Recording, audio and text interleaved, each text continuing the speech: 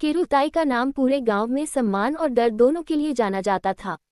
वह एक सख्त स्वभाव की, पर अंदर से टूटी हुई औरत थी जिसने कम उम्र में पति खो दिया था। अकेले बेटे नैतिक को उसने लोहे की तरह गढ़ा था, न ज्यादा हंसी, न ज्यादा सवाल, बस जिम्मेदारी और इज्जत। नैतिक पढ़ा लिखा, शांत और सिद्धांतों पर चलने वाला युवक था, मगर माँ की परछाई इतनी गहरी थी कि उसके फैसलों में उसकी अपनी आवाज कहीं दब जाती थी। इसी नैतिक की शादी शहर से आई खूबसूरत, समझदार और आत्मनिर्भर लड़की शालू से हुई। शालू बाहर से जितनी सुलझी हुई दिखती थी, अंदर उतनी ही जटिल थी। वह एक ऐसा अतीत लेकर आई थी जिसे वह खुद भी दफन समझती थी, लेकिन किस्मत ने उसे फिर जिंदा कर दिया। शादी के शुरुआती दिन सामान्य थे, मगर किरुताई को शालू की खामोशी खटकती थी। वह न ज्यादा बोलती, न शिकायत करती, न किसी से जरूरत से ज्यादा जुड़ती। किरुताई को लगता था कि यह चुप्पी किसी साजिश की शुरुआत है। शालू हर सुबह सास के पैर छूती, रसोई संभालती, नैतिक का ख्याल रखती, पर फिर भी किरुताई को उसमें अपनापन नहीं दिखता था। नैतिक को शालू से प्यार हो गया था, पर वह माँ और पत्नी के बीच संतुलन बनाने में धीरे धीरे खुद टूटने लगा। शालू की आंखों में कई बार एक ऐसा डर तैरता जिसे नैतिक समझ नहीं पाता था। एक दिन गांव में एक अजनबी आदमी आया, नाम था आरव। शहर का पढ़ा लिखा, आत्मविश्वासी और बेबाक। उसने गांव में एक सामाजिक संस्था खोलने की बात की। शालू ने उसे देखते ही पहचान लिया, मगर चेहरे पर कोई भाव नहीं आने दिया। आरव वही आदमी था जिससे शालू की पहली शादी हुई थी, एक शादी जो कानूनी तौर पर खत्म हो चुकी थी, मगर समाज और यादों में आज भी जिंदा थी। शालू और आरव की शादी परिवार के दबाव में हुई थी, मगर विचारों की टकराहट ने रिश्ते को तोड़ दिया था। तलाक के बाद शालू ने अपनी पहचान बदल ली थी, लेकिन अतीत आज उसके सामने खड़ा था। किरुताई की नजरें तेज थीं। उसने शालू की बेचैनी देख ली। गांव में बातें फैलने लगी कि शालू किसी अजनबी से नजरें मिलाती है। किरुताई के भीतर आग लग गई। उसे लगा उसकी इज्जत, उसका बेटा, उसका घर सब खतरे में है।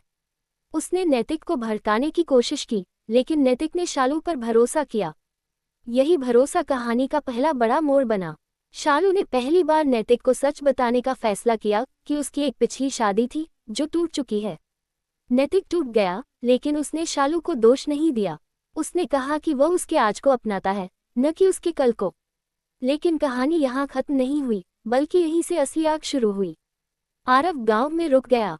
उसने किरुताई के सामने यह बात रखी कि शालू आज भी कानूनी रूप से उसकी पत्नी है, क्योंकि तलाक के कागजों में एक तकनीकी गलती रह गई थी। ये सच आधा था, पर असर पूरा। किरुताई ने इसे हथियार बना लिया। उसने गांव वालों के सामने शालू को दो पति वाली बहू कहकर बदनाम करना शुरू कर दिया। पंचायत बैठी, सवाल उठे, शालू की इज्जत तार तार होने लगी। नैतिक के सामने सबसे बड़ा चैलेंज था कानून, समाज और मां के बीच फैसला। किरुताई चाहती थी कि नैतिक शालू को घर से निकाल दे, लेकिन नैतिक ने पहली बार मां के खिलाफ खड़ा होने का साहस किया। उसने कहा कि अगर शालू गलत साबित हुई तो वह खुद सजा भुगतेगा, लेकिन बिना सच जाने उसे दोषी नहीं मानेगा। शालू अंदर से टूट चुकी थी। उसे लगने लगा कि शायद उसका अस्तित्व ही एक बोझ है। उसने आत्महत्या तक का सोचा, मगर तभी उसे एहसास हुआ कि अगर वह टूट गई तो किरुताई जीत जाएंगी। शालू ने नई चाल चली। उसने कानूनी लड़ाई का फैसला किया। शहर से वकील बुलाया, पुराने कागज निकाले और साबित किया कि तलाक वैध था। बस आरव ने जानबूझकर भ्रम फैलाया था। आरव का असली चेहरा सामने आया। वह शालू को नहीं, उसकी मजबूरी और बदनामी का फायदा उठाना चाहता था। पंचायत में जब सच्चाई खुली तो वही लोग जो पत्थर फेंक रहे थे नजरें चुराने लगे। किरुताई को पहली बार एहसास हुआ कि वह अपने डर में कितनी अंधी हो गई थी। लेकिन ये कहानी केवल कानूनी जीत की नहीं थी। असली जीत तब हुई जब शालू ने किरुताई से कहा कि वह उनकी दुश्मन नहीं, बल्कि उसी दर्द की परछाई है जो कभी किरुताई ने झेला था। किरुताई टूट गई। वर्षों बाद उसकी आंखों से आंसू निकले। उसने माना कि उसने बेटे को खोने के डर में बहू को दुश्मन बना लिया। नैतिक ने मां का हाथ पकड़ा और कहा कि घर तभी घर होता है जब उसमें सच और भरोसा दोनों हों। कहानी के अंत में शालू केवल एक बहू नहीं रही, बल्कि एक औरत बनकर उभरी जिसने अपने अतीत को हथियार नहीं, सीख बनाया। किरुताई ने पहली बार